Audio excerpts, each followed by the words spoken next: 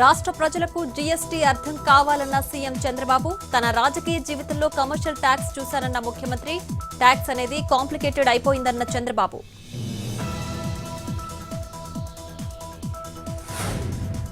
CM Revanth తో Bharat British high commissioner Lindy Cameron భేటీ. జావెనింగ్ scholarship కో funding విద్యార్థులకు అందించేందుకు క్యామరన్ అంగీకారం. విద్యా సాంకేతిక రంగాల్లో సహకారానికి సిద్ధమన్న బ్రిటిష్ హై కమిషనర్.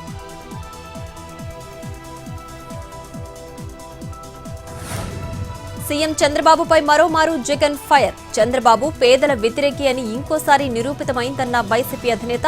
రిజిస్ట్రేషన్ చేసి ఇచ్చిన ఇళ్ల స్థలాలను రద్దు చేసే అధికారం ఎవరిచ్చారని ప్రశ్న. పేదలకు అండగా నిలబడాల్సింది పోయి ఇచ్చిన స్థలాలను లాక్కున్నారంటూ సీరియస్. కేటీఆర్ కు మంత్రి పొంగులేటి సవాల్. సత్తా ఉంటే జూబ్లీహిల్స్ ఉప ఎన్నికలో గెలవాలంటూ ఛాలెంజ్. బైపోల్లో బచ్చాగాడిని పెట్టి గెలిపిస్తానన్న పొంగులేటి.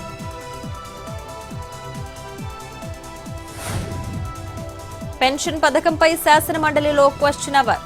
అర్హులకు పింఛన్లు ఎక్కడా తొలగించలేదన్న మంత్రి కొండపల్లి. లబ్ధిదారులెవరైనా చనిపోతే వెంటనే ఆ కుటుంబంలో మరొకరికి ఇస్తున్నామంటూ క్లారిటీ. అనర్హులకు మాత్రమే నోటీసులు ఇస్తున్నామన్న మంత్రి.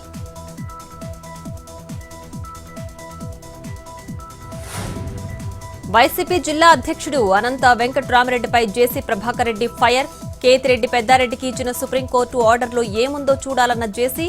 పోలీసు భద్రత ఖర్చు తామే భరిస్తామని పెద్దారెడ్డి లాయర్లు కోర్టుకు చెప్పారన్న జేసీ. సుప్రీం ఆదేశాల మేరకు పోలీసులకు అయ్యే ఖర్చు పెద్దారెడ్డి చెల్లించాడా లేదా చెప్పాలని ప్రశ్న. సోషల్ మీడియాలో తనపై తప్పుడు ప్రచారాలు చేస్తున్నారన్న రాజగోపాల్ రెడ్డి. తమది కాంగ్రెస్ పార్టీ నేపథ్యం ఉన్న కుటుంబమన్న ఎమ్మెల్యే. కాంగ్రెస్ సోనియా, రాహుల్ గాంధీ అంటే తనకు గౌరవమన్న రాజగోపాల్ రెడ్డి. పార్టీ మారుతున్నానని జరుగుతున్న ప్రచారంలో వాస్తవం లేదన్న సీనియర్ నేత.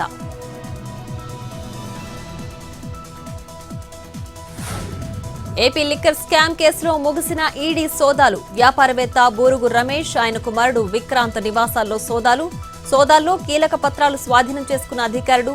ఏపీ లిక్కర్ స్కామ్ కేసులో షెల్ కంపెనీలకు నగదు వెళ్లినట్లు గుర్తింపు.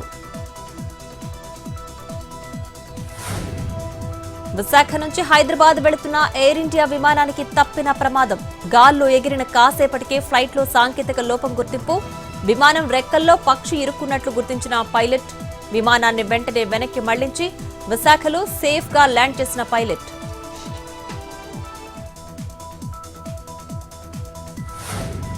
కర్నూలు జిల్లా ఆదోనిలో విద్యార్థి సంఘాల నిరసన. మెడికల్ కాలేజ్ ప్రైవేటీకరణ ఆపాలంటూ డిమాండ్. ప్రైవేటీకరణ రద్దు చేసే వరకు పోరాటం ఆగదంటూ వార్నింగ్. హైదరాబాద్ లో ఒక్కసారిగా మారిపోయిన వాతావరణం. నగర వ్యాప్తంగా దంచికొట్టిన వర్షం.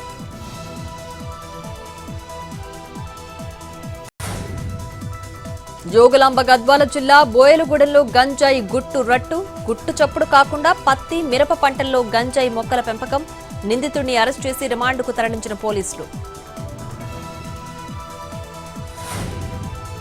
సికింద్రాబాద్ రైల్వే స్టేషన్లో ఆర్పీఎఫ్ ఆకస్మిక తనిఖీలు. కొనార్క్ ఎక్స్ప్రెస్ లో 16 కిలోల గంజాయి పట్టివేత. భువనేశ్వర్ నుంచి ముంబైకి అక్రమ రవాణా. నిందితులను రిమాండ్కు తరలించిన పోలీసులు.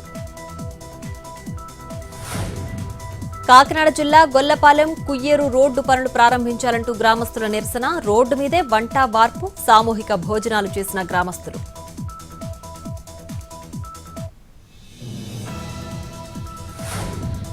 ఆదిలాబాద్ జిల్లా పొచ్చల జలపాతం వద్ద సాహస క్రీడలు. జలపాతం దిగువ భాగంలో నీటిలో river rafting.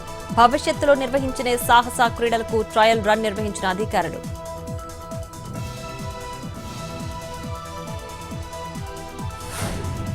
Rahul Gandhi hydrogen bomb ఆరోపణలకు అనురాగ్ ఠాకూర్ కౌంటర్.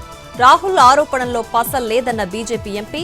నిరాధార ఆరోపణలతో రాజ్యాంగ వ్యవస్థలపై దాడి చేస్తున్నారంటూ సీరియస్.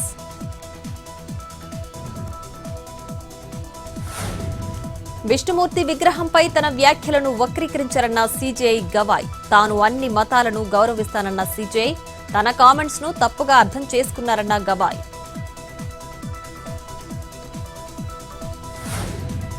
శబరిమలలో విగ్రహాల బంగారు పూత పూసిన తాపడాల తొలగింపుపై వివాదం. విగ్రహాల తాపడాలపై బంగారం బరువు తగ్గడంపై కేరళ హైకోర్టు సీరియస్. తిరిగి అమర్చినప్పుడు ఎందుకు బరువు సరిచూడలేదని ప్రశ్న. విజిలెన్స్ కమిటీ దర్యాప్తు చేపట్టాలని ఆదేశించిన న్యాయస్థానం. అనారోగ్యాన్ని మించిన సమస్య మరొకటి ఉండదన్న సమంత. జీవితంలో ఎన్నో దాటుకుని ఈ స్థాయికొచ్చానన్న హీరోయిన్. నిద్ర, ఆహారం, మానసిక ప్రశాంతత మీదే దృష్టి పెడుతున్నానంటూ కామెంట్. ప్రస్తుతం ప్రశాంత జీవితాన్ని గడుపుతున్నానన్న సమంత.